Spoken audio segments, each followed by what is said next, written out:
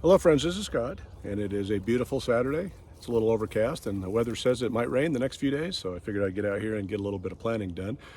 I'm in that kind of that overwhelmed stage of spring when everything's growing, and I've not been able to stay on top of it already. So yeah, I walked the yard today and I'm doing a little watering, and yeah, it's that time of the year where you feel kind of like you're never going to catch back up, but yeah, we all know by the end of the season and when the weather cools, I'll get caught back up. So anyway, we got Willow with me today and the chickens in the background, but today's topic is going to be about planting asparagus. Now, asparagus is a perennial crop that you'll have for, once established, you'll have for many, many years, but it takes a few years to get it to establish. So we've got to get her in the ground, and I've been kind of putting it off, and yeah, now's the time I need to put it in this bed here that I've been building up over the last couple of years.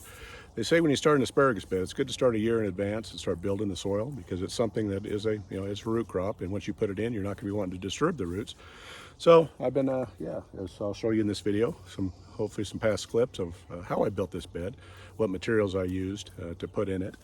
And yeah, today is the day we're going to start taking a weedy mess and we're going to clean it up, and we're going to get some asparagus planted, and yeah, and get it watered in. So what we're going to plant today is just some bare root, or I don't know if they're bare root, but the little plants come in the containers that are, yeah, you get to store. These are Martha Washington. It's supposed to be a great variety. I've never had the best success with asparagus, but yeah, we're definitely gonna give it a try down here, because I love asparagus. It'd be nice to have that for the early season, early spring first crop of the year, as the you see the the tripod bouncing from the cat. So anyway, well, what we're gonna do again is I need to do some cleanup, and then I'm gonna get it prepared, and I'm gonna dig a trench about 6 inches deep, and I'm gonna build little mounds in the trench. I'm gonna stick the crowns, spread the roots out, and probably bury them about 3 inches deep. And then as they grow, you just keep adding soil, and then until the soil's level. And then I'm going to water it in really good, consistently water it good. And then over time, I will just add compost on top. I do have some really rich compost that I'll explain to you where I got it as I'm going to go back some old footage of when I was building this bed. So anyway, we got a little bit of cleaning up to do. This is in the kind of the worst area of my yard, the messiest. I got all my junk down here in the corner. I got some rose bushes that I need to prune, and I have a gopher that likes to. I've showed you in the past that lives in this area, and yeah, we don't want a gopher, and they're going to eat all my root crops. So I haven't seen the gopher in this area. He might have moved away, and I did see a gopher in my compost bin. So we'll see if maybe he's moved over there, and we'll stay away from my perennial crops here. But yeah, it's again, the feeling of overwhelming is kind of on me, but I've got to just what you can do is one thing at a time, and everything you do, try to do it well, and then at least you have something to look at that looks decent when everything else looks in chaos. So anyway, I'm going to get started cleaning up, and we're going to plant some Martha Washington asparagus today. Last fall, I built these walls basically to try to level the yard out a little bit and create new planting beds that were not just sloped downhill, as well as to create a planting bed at the base of this wall here for the asparagus, as I planned.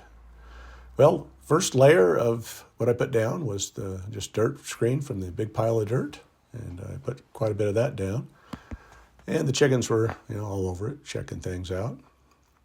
And then I went and when I moved my static 3-bin system, I screened all that material out so I could move that bin, and then I brought that material over here, and that's just mostly topsoil just from the weeds that when I dug up the weeds and threw them in there, just let them rot down, and screened the soil. So that's good stuff there. Had some biochar that I mixed in from some of my fires that I enjoy so much in the evening. And yeah, that's what I had there until I had the worm bin moved, and the tire worm bin, and I screened the material from the base of that. And that was some really rich stuff. And that was all cow manure, basically, that I'd picked up from the pasture in the previous year. And it basically broke down and composted so that it just looked like soil. And that's the good stuff. That's just composted steer manure, mostly, and worm casting. So yeah, that's beautiful stuff. And that's what I was going to use for my main fertility. So again, I brought that material over here and dumped it out. And again, this isn't a very big bed, so I didn't need a ton of material. But there's what I had. And again, I got to rake it out smooth and get her ready. But you see there's quite a bit of biochar, so I'm happy with what I was able to collect. I did have the big wood chip drop, the 2 loads, and I had that material. So right before it got cold, I was able to mulch in this bed with just wood chips, just to protect the soil a little bit, the soil life, let it do its thing over the winter. And and yeah, it was all tucked into bed, ready to go. So we're back to today, and I needed to remove those wood chips because I don't want to mix wood into the soil. That'll just bind nitrogen. So again, I wanted to help start building this bed a year in advance, just to let it settle and have it ready to go. So yeah, once I removed all those wood chips, went through and picked the weeds. I just hand picked them. Just get most of them out of there because it's you got to start and get her cleaned up. But there wasn't a ton of weeds in here, but I know there was bindweed in here, and that's yet to come out. So yeah, I'm sure I'll have more fights with the bindweed. But yeah, it is what it is. But you see me up against the roses, and as I'm weeding, I'm saying that I need to cut some of those roses and prune them out because they are shading the garden bed. Now I'm going to do a drastic pruning of these roses, but I'm going to do that when it's winter. Because I'll show you here in a minute that there's a reason that I'm gonna do it all at once, so I don't have a big pile of nasty thorns around here. But yeah, I got my pruners out, and I don't need to take a ton of these. Just want to make sure it's not shading. But yeah, here's a look at what I was talking about here. I want to make sure I can just burn this stuff. I don't want this stuff just laying around because that's nasty stuff. So yeah, so we'll do some cleanup here in the fall on that. But got enough pruned out, so we should have some full sun. And again, I'm just turning the soil. Again, this is something I like, the no-till method, but right now I need to turn the soil because again, I just layered stuff on top and I've never mixed it up. So, and this will be a perennial root crop, and I want to make sure that the base of this planting bed is very rich and nutritious for the plants. And then over the time, I will just keep adding worm composting and horse manure, and that's how I'll feed this bed. Is just put it on top, but just doing a little bit of a rake job, get it flattened out. Again, I'm not going to make it I'm not too worried about much of it at this point in time. And I'm just taking a hoe, and then they suggest you dig a trench 6 inches deep, and then you plant the plants in about 3 inches deep, and then as they grow, you add soil. So I've got 21 crowns to plant, I believe, or close to it. So I'm going to just make 3 rows, and that's probably enough room for 7 crowns. Now, as I tear these bags open, I want you to kind of notice. Now, this was a clear baggie. I bought these 2 different times, and these have been in the house for months. So I think I made a mistake here with these plants. I think I bought them way too early because I saw them, and I thought I better get them before they run out. But as I pull these rubber bands off, you see it's just dust flying. These are really, really dried out. So everything in the clear plastic bags were the oldest that I purchased this spring. And these, I don't know how viable. I don't know if these could dry out this much and be viable, but we're going to plant them. But yeah, my hopes are not too high for these. So I'm just going to lay them in the trench, maybe 8 inches, 10 inches apart. And as I'm being, I'm not feeling too good about these dry ones. But now here's one that I pulled that has a white baggie, and so these are the more recent ones I probably purchased a month ago. And as I look at these, I'm starting to feel a little better about it because these look good. I mean, they still have some moisture in them, and there's they're supposed to come in 3 crowns per baggie, and I think this one might have even given me 4. But yeah, I think there's 4 there, but they look good. They look much better than the other ones. So yeah, I'm feeling pretty good about those. So I'll get those laid out in the trench, and we'll see how far these are going to go. Again, most of the bags are the clear ones that I bought, so I'm not real happy.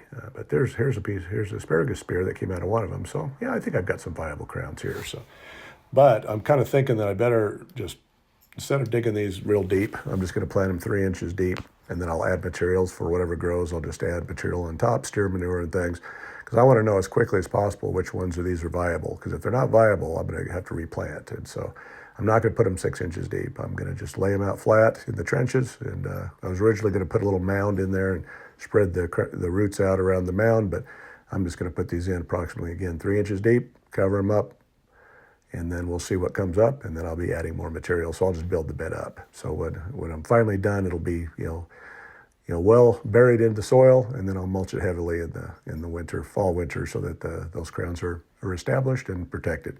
So hopefully they'll come up next spring, but I need to know as quick as possible what's alive. So I'm just going to do it this way this time. So yep, got through all this bed real quickly. It doesn't take long. And especially when you're not planting them deep. And so again, they recommend 6 inches, bury them 3, and then as they come up, fill the trench in.